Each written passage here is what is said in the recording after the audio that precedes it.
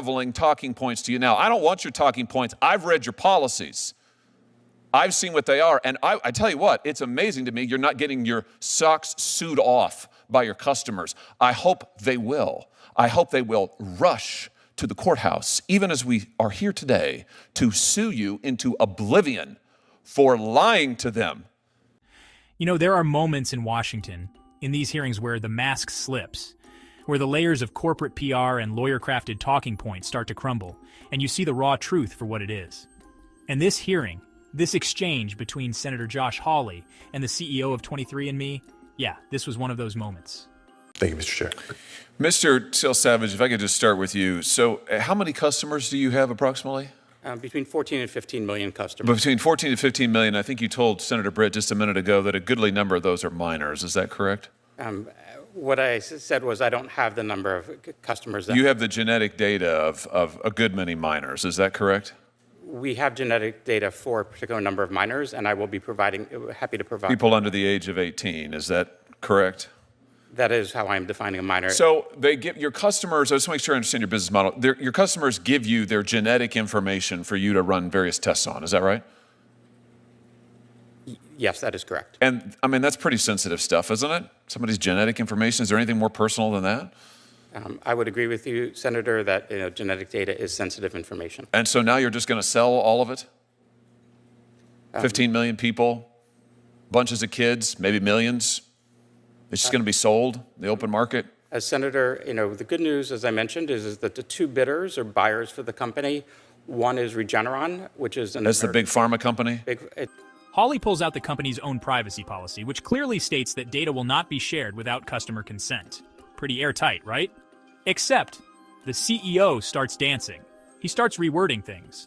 Well, that only applies to research purposes, he says. We're not sharing it for research. Really? So what are you sharing it for? Oh, that's right. For profit. It doesn't make me feel any better. As a large pharmaceutical company. All right, so you're gonna take 15 million Americans' genetic information and you're gonna sell it to somebody, and your message to us is today, trust us, it'll be fine. Maybe it's a big pharma company. Maybe we'll get lucky. Maybe they'll treat it right. I thought your privacy code, your privacy commitment said that consumers had a right not to have their information shared with anybody else without their consent. I mean, I've got your privacy statement right here. It says that without their consent, you can't share their information. You're about to sell it. Senator, that consent is, essentially for, not real? Not share for research purposes, and we are not selling it for research purposes.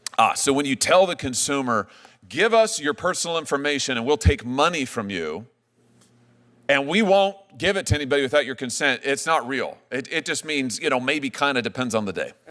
Senator, I will say that our customers' data is their own. They have the right at all times to access that information. They can edit it. Well, sure they can, but you're about to sell it to who knows who. They can't control it. You said to Senator Moody that consumers have complete control of their data. Complete. How can they have complete control if you're about to sell it without their consent? Senator, they can delete that data anytime up until the sale and after. Oh, okay. They can delete the data. Have you fixed the ability of customers to go on your website and delete it? Because right after you announced your sale, your deletion page went down. I hold in my hand here an article from the Wall Street Journal. 23andMe's site goes down as customers struggle to delete their data. Can they even get onto your site to delete their data? They can, Senator. And you fixed this? That was an issue that, yes, we fixed immediately after. It's up and running now? Customers can go on? Customers can go on and they can delete their data. What happens when they go onto your site to delete their data? When a customer logs into their account. Hawley calls out a simple truth. 23andMe promised its users that their data wouldn't be shared without consent. That's a big promise. That's the kind of guarantee that builds consumer trust. But what we heard in this hearing is that consent is now being interpreted so broadly, so vaguely, that it might as well mean nothing. Worse yet, Hawley exposes a critical detail. Even when customers try to delete their data after learning about the sale, the company makes it almost impossible. According to the Wall Street Journal, right after 23andMe announced its sale, users were unable to delete their data. The site's deletion page went down. Coincidence? Hawley doesn't think so. Neither do I. At 23andMe, they go to their settings page, and there's a section there where just click delete my data. It confirms that they want to delete their data, and it's deleted automatically. Is that true? Let's take a look. Let's take a look. Okay. When they go onto your page, they get an opportunity. It says permanently delete the data. So they click the button that says permanently delete the data, and then they get a notification that says your account is no longer accessible. How do they know if they can't access their account anymore? How do they know their data's been deleted? Because we send them a notification that their information has been deleted. You send it once, and how long does that take? Our policies state that, we will delete their data within 30 days, and in most cases, it is automatic and happens much quickly. And when you delete it, it's deleted. It's gone forever. All the genetic data is deleted forever, and yes. Really?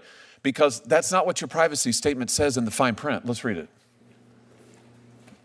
What your statement says is, we retain personal information for as long as necessary to provide the services and fill the transactions you've requested, to comply with our legal obligations, resolve disputes, enforce agreements, et cetera, And then it goes on, 23andMe and or our contracted genotyping laboratory will retain your genetic information even if you choose to delete your account. Senator, 23andMe, it does not retain any genetic information regarding the consumer once they delete their account. We do. It says right here that you will retain genetic information, including date of birth and sex, even if you choose to delete your account. This is your privacy policy. I'm just quoting from it. Customers get locked out of their accounts after clicking delete and are told their data is gone. But the privacy policy says otherwise. In black and white, it says 23andMe and their genotyping labs retain your genetic information even if you delete your account. Hawley reads the fine print out loud. It says genetic information is retained, period. The CEO looks stunned. She tries to wriggle out of it, says she's not aware of that policy. How does the CEO of a DNA company not know their own policy on DNA retention? Senator, to the best of my knowledge, we do not maintain any genetic information. It says even if you choose to delete your account, we will retain your genetic information, date of birth and sex, even if you choose to delete your account. There is some information that we do retain, but not related to the genetic information. Right. But that, such as name, email address, and other. So even if you delete the account, you retain their name, you retain their email address, you retain their date of birth, you retain their sex, and you retain their genetic information, even if they choose to delete your account. So in other words, don't talk to your suit behind you, talk to me. He's not testifying, you are. You do not allow consumers actually to delete permanently their data. And when you said a minute ago to Senator Moody, at all times consumers have complete control of their data, that's just not true, is it? By the terms of your own agreement, that just is not true. Senator, with all due respect, all of the genetic data is deleted. We are only With all due respect, what you are telling me is in direct contravention to what your own policy states, even if you choose to delete. One of the most disturbing moments in this hearing is when Senator Hawley circles back to a line the CEO told another senator earlier, that consumers have complete control of their data. And you know what? Hawley flat out calls it what it is. A lie. Not an exaggeration. Not a misunderstanding. A lie. At the end, Hawley doesn't mince words. He says he hopes Americans rush to the courthouse, that 23andMe gets sued into oblivion. That's how serious this is. Your account. In fact, what you do is you allow your consumers to delete their account settings, but their data isn't deleted. You still have it. The laboratory still has it. You have their name. You have their date of birth. You have their sex. And now you're going to sell it. Here's my point. It's a pattern. Your consumers actually aren't in control of anything. You are. You control their data. You control their genetic information. Now you're about to sell it. You promise them, we won't ever sell it without your consent, but you're doing it. You promise them, we'll allow you to delete it, but you don't. In fact, you've lied to them. Have you not? Senator, we have not. I assure you that we are deleting all of our customers who have requested. No, you're not. You're not, because your policies say they're not. And you're not deleting it because if you were, your company wouldn't be worth $300 million. No, don't read from what your guy behind you is shoveling talking points to you now. I don't want your talking points. I've read your policies. I've seen what they are. And I tell you what, it's amazing to me you're not getting your socks sewed off by your customers. I hope they will. I hope they will rush to the courthouse, even as we are here today, to sue you into oblivion for lying to them and taking their most personal, identifiable information and selling it for a profit and lying to them and to the American public. Quite frankly, Mr. Savage, what you're doing here has all kinds of implications, national security implications, all of it, but nothing is worse than taking the personal, identifiable information of American consumers and keeping it and lying to them about it while you make a huge profit off of it. It's unbelievable to me. It's absolutely unbelievable.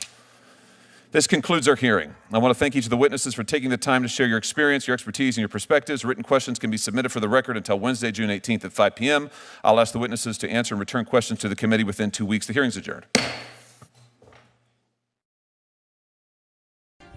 So this isn't just about one company. This is about a much bigger pattern. A pattern of corporations exploiting data privacy, hiding behind vague policies, and selling your personal information while pretending they're respecting your rights. Genetic data isn't like your browser history. This is who you are at your core. This is the most sensitive information you could possibly share, and it's being stored, retained, and sold behind your back. If that doesn't alarm you, I don't know what will. So here's where we are. A company millions of Americans trusted has been caught red-handed, misleading consumers, retaining genetic data, preparing to profit from it without fully informed consent. And when confronted under oath, the CEO tried to spin it. But the paper trail doesn't lie. This is the digital equivalent of giving a company your house keys and being told they'll keep it safe, only to find out they've made copies and handed them out to whoever offers the highest bid. Except in this case, the house is your genome. And once it's out there, you can't change it. You can't just change your DNA like a password. If that data is leaked, sold, or misused, it's irreversible, permanent. And as technology advances, your genetic information could be used in ways we haven't even imagined yet. Insurance companies, employers, even governments. The national security implications alone are enormous. So let's be clear, this is not a consumer tech issue anymore. This is a civil liberties issue, a human rights issue, and yes, a national security issue. And it raises the question, how much control do we really have over our data in the modern age? That's why Josh Hawley's line at the end hits so hard. Your customers aren't in control of anything. You are. And you know what? He's absolutely right. This needs to be a wake-up call, a red flag, because this kind of behavior is exactly why Americans are losing trust in big tech, big pharma, and corporate America as a whole. As always, thanks for watching. If you found this video interesting, hit that like button, subscribe for more content like this, and we'll see you next time.